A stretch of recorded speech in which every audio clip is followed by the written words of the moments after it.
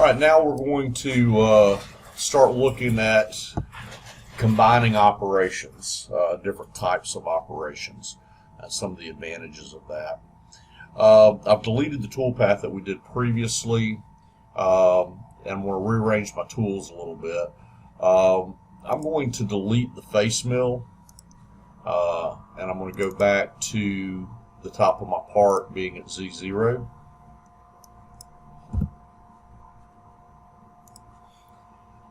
And I'm going to have a roughing end mill and a finishing end mill, same size. I'll go to a 5 flute though for finishing. And I'm going to do the same thing on the outside. I'm going to create a 1/2 inch end mill, 5 flute. Whoops, this one I meant to be a 3/8 end mill. So I've got a 3/8 rougher and finisher and a 1/2 inch rougher and finisher. Additionally, I'm going to come down here and create a chamfering tool. Now, I could go to end mill, either finishing or roughing end mill, go to options and describe all this stuff here. But I typically, if I've got an end mill that's ground to a 90-degree point and it's a fairly sharp point, I usually just use a spot drill as a quick, easy way to define it. If there's a flat on the end of it, I typically use a countersink where I can define a flat width on the bottom.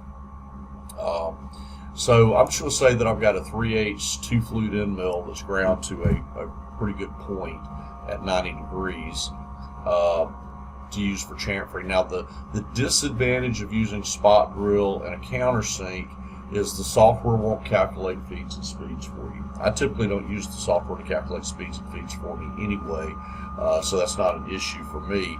And especially with a chamfering tool, you're typically not cutting right at the full diameter anyway, so the speeds and feeds are not going to be accurate for the diameter that you're cutting at. So anyway, if you want to, you can use an end mill. You can click options, describe it accurately, and the software will calculate feeds and speeds based on the full diameter of that tool, though, not on the diameter that you're cutting at. All right, so I'm going to close that. So I've got a rougher and finisher for 3/8 for the pockets. I've got a rougher and finisher for the outside and a chamfering tool that I'll use for both. Now, in reality, I could use the 1/2 inch end mills in this pocket. It's just that they won't fit through this gap on this pocket. But I'm going to grab this tool, bring it down. I'm going to set it up pretty much just like we did before. I'm going to go to roughing. I'm going to do offset pocketing. I'm not paying attention to speeds and feeds much right now.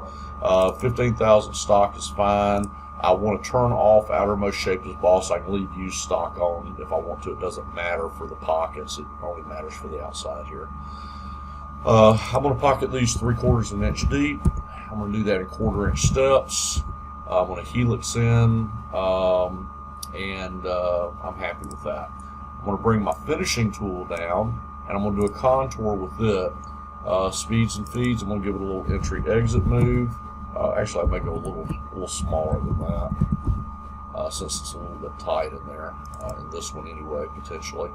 Going to finish size, going 3/4 deep all at one time. And then I'm going to take my chamfering tool, I'm going to bring it down, I'm going to do a contour with it. Now, speeds and feeds, entry move, all of that stuff I'm going to leave alone. I want to send the tip of this, let's just say 100 thousandths deep or 120 thousandths deep. Doesn't matter. As long as whatever size chamfer I'm going to create, I've got to be at least that deep.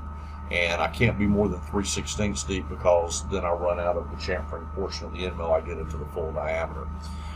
So anywhere between, let's say we're going to do a 10 thousandths chamfer, anywhere between 10, which I would not go that shallow unless I had to. But I like to keep it up in the meatier part of the tool, so 120, 140 thousandths deep would be fine. Now, with this set to 0, at Z0, however deep I send this tool, the part of the tool that is at Z0 will barely touch the geometry. So to create a 10 thousandths chamfer, I'm going to create a 15 thousandths chamfer. I just leave a negative 15 thousandths stock, pushes that tool 15 thousandths into the geometry, gives me a perfect 15 thousandths chamfer if the tool is described accurately. So I'm going to select pocket and island, and pocket and do it. And what's going to happen is if we look at our contours, I'm just going to look at the tool 2 contours here. We get 3 tiles because it's breaking up the pocket and the island into separate tool paths, so that as you're taking multiple step downs, or if you were taking multiple step downs, it can create subroutines for you. But it offsets the contour based on the pocketing strategy. So whichever side of the geometry the pocketing is occurring on, the contouring is going to occur on the same side. So combining them saves you from having to set machining markers or go into your offset tab to change the way that the tool offset is calculated. Alright, so let's just see what that looks like and check our chamfer. We'll go to my OpSim. I'm in color mode. I think I am going to go into here and change this red to maybe a bright green. No, that bright green is being used. Let's go to orange. That's similar to another tool, but maybe it's enough different. Anyway, that just lets us see what each tool is doing, the surfaces, what tool is generating each surface. Now, this is actually an operation, so each operation is a different color. Probably be more helpful to do based on tool number instead, which will give me each tool is a different color. And we can see our green chamfer at the top. And it doesn't matter how deep I send this tool. This is what's generating the chamfer, my stock plus or minus. It's pushing the tool. Let me get this. This is David.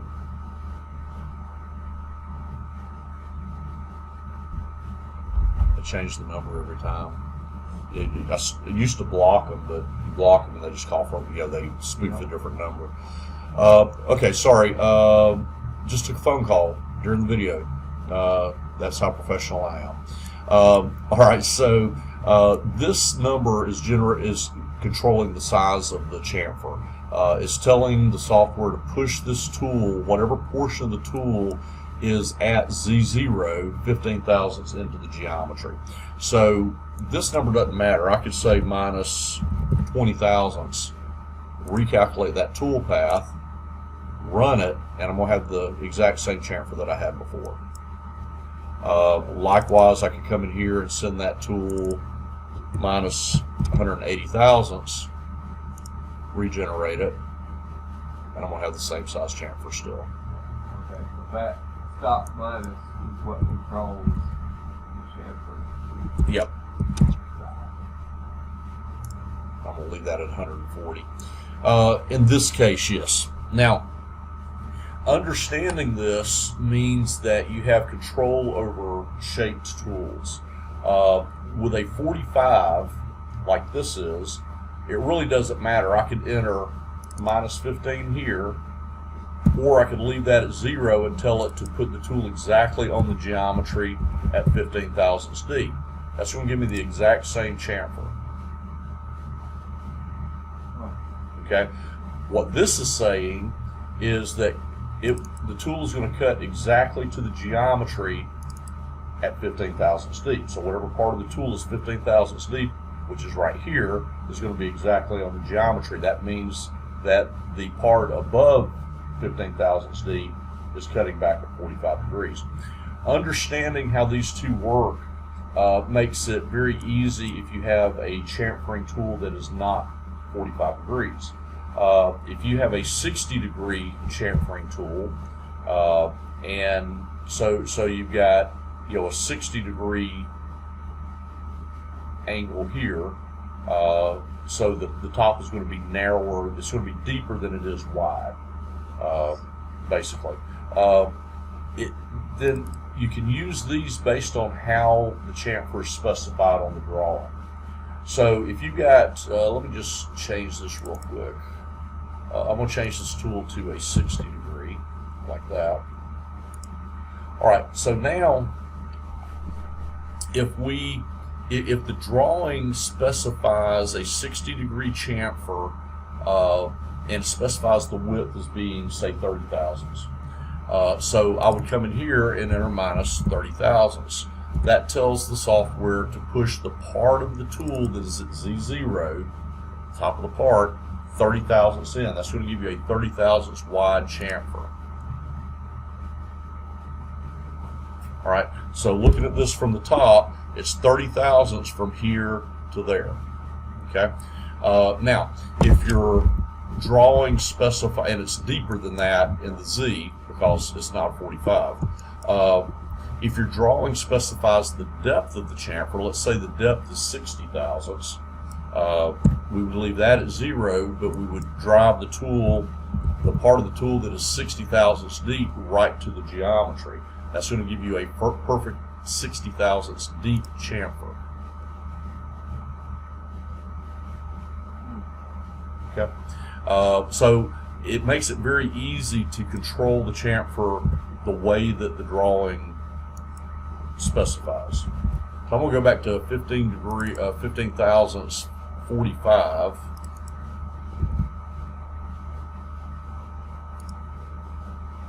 And recalculate.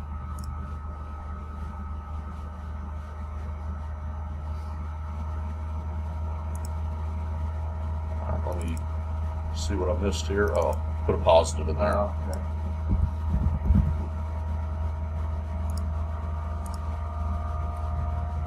And you're seeing one of the things that I really like about Gibbs is it's very quick to make changes to your toolpath, very quick and easy.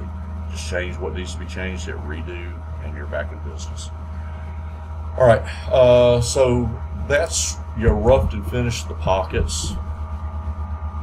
I'm going to click on a blank tile, blank area of the screen, clear this out, and start building the toolpath for the outside. I'm going to bring my 1/2 inch rougher down. I'm going to do roughing with it. Speeds and feeds, material I'm leaving. I don't need entry exit move. I'm going to go inch 20 thousandths deep, and I'll do that in 3 steps. This does not matter because it's going to be starting on the outside. So I'm going to go to my offset trim. I'm going to offset from part trim to material. Just double check my open sides, and on my pocketing I want to make sure use stock is turned on and outermost shape is boss. Alright, then I'm going to bring my 1/2 inch finishing end mill down and do a contour with it. Speeds, feeds, entry, exit. I'm going to finish size, inch 20 thousandths deep all at one time. We'll bring my chamfering tool down and do a contour with it, and I'm going to do the same 15 thousandths chamfer with the tip of the tool, 140 thousandths deep. And I'm going to cut the outside.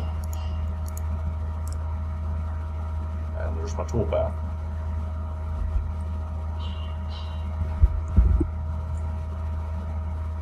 Alright, so we go to our operation simulation, we'll rewind, we'll play all the way through, and we have this. Sorry, I've got selected, skip unselected ops turned on, so I'm going to turn that off, rewind it, try it again. And there we go. Alright, now, one other thing that I want to look at, I want to go into this, and I want to look at these corners and these corners. Right now our finishing toolpath is rounding corners but with a 0 break.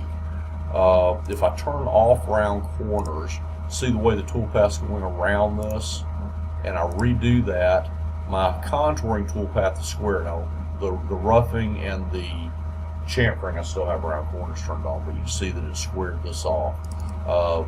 So I want that on, but I'm going to come into the finishing pass. Actually, before I do that, let's watch this run and kind of look closely at those corners. So those corners are quite sharp. Okay. So what I'm going to do is I'm going to come into here and tell it to create a 10 thousandths corner break, and I'm going to do that both with the finishing and with the chamfering, so that my chamfer is consistent. This is a little bit big. Bigger than I would typically use, but I want it to be big enough for us to see a clear radius on there. A more typical number would be somewhere between 3 and 6 thousandths. for parts of this size anyway.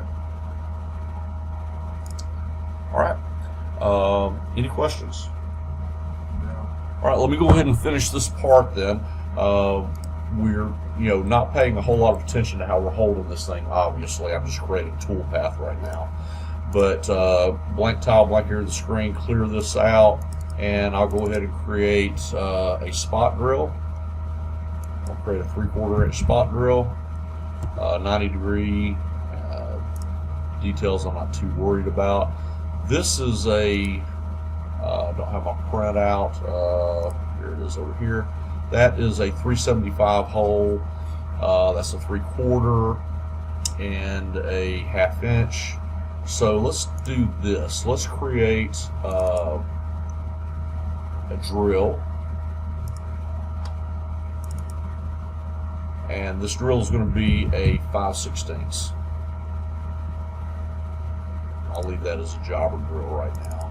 And then I'm going to create a 5/16 end mill. Just a square end mill like that. Alright, so I'm going to take my spot drill and I'm going to spot these holes. Since they are 3 different diameters, I'm just going to spot them to about a 1/4 inch diameter. And then I'm going to take my drill and I'm going to do I'll do a full out peg this time. And I'm going to send the full diameter of this tool to minus 1 inch 20 thousandths. And again, I probably would round that to 1 inch 120 or something like that. And we're pecking it just over 100 thousandths. I can live with that. I'm going to take this end mill and I'm going to do holes with it. With this, I'm going to do a helix bore. I'm still going to go 1 inch 20 thousandths deep, but I'm going to go to my bore tab and I'm going to tell it to use the circle diameter where available. I can specify a diameter and turn that off, or if I leave it set this way, any points I selected would get bored to 1 inch, and any circles would get bored to the circle diameter. But this is, I'm just selecting circles anyway, so it doesn't matter.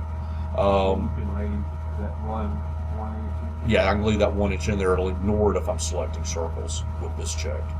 Alright, so my Z pitch, this is how much it's going to go down per loop around. I'm just going to do like 20 thousandths. Alright, now entry and exits. This hole here especially is not a whole lot bigger than my end mill. So I'm going to come down. I just need this to come enough off of the wall that it's not against the wall when it rapids back out. And I'm going to go right to finish size. I can turn cutter comp on if my machine supports it. I like to start at the center of the hole and finish at the center of the hole as well. And I'm going to select that hole, and that hole. And do it.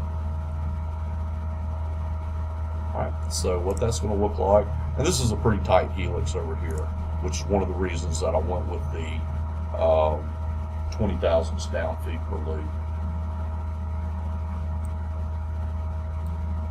But that's one option on generating the hole. So of course I could have done,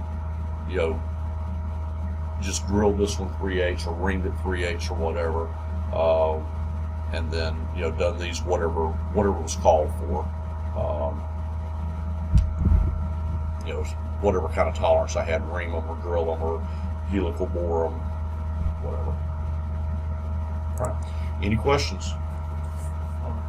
Say if that hole was bigger, when it was doing the helix, it left the slug in the middle. You call it multi-passing? What I would do is, let's look at just that hole. Alright, if I just helix bore that, without drilling the pilot hole, for example. So I'm going to do a helix bore, leave everything set up like it was before, one finished size. Now I'm just going to bore that hole. Alright, so if I op-sim only that operation, then we've got a problem. Alright, so what I would do is I would click on that. Once I've got it set up, hit Control C, come down here and Control V. I just copied and pasted that. I'm just going to do 2 of these. The second one I'm going to leave as a finishing pass. This one I'm going to come into my bore tab and just tell it to leave an 1/8 inch stock and redo, and that'll give me 2. And actually, I probably could have left less stock than that. But Okay, so there's no multi passes that he would have to do. Yeah. Okay. But remember, I can save this as a saved process, and I don't have to build it again. And it doesn't matter what size the hole is. You know, I would probably say this would be from. I would calculate what the size hole this would be that would make this work. You know what the maximum is, and then specify that in the process name. You know, basically leaving an 1/8 of an inch. We could go to a finished hole size of the end mill diameter plus 1/4 inch. And that would be the biggest, I think that would be the biggest hole that we could do with this without.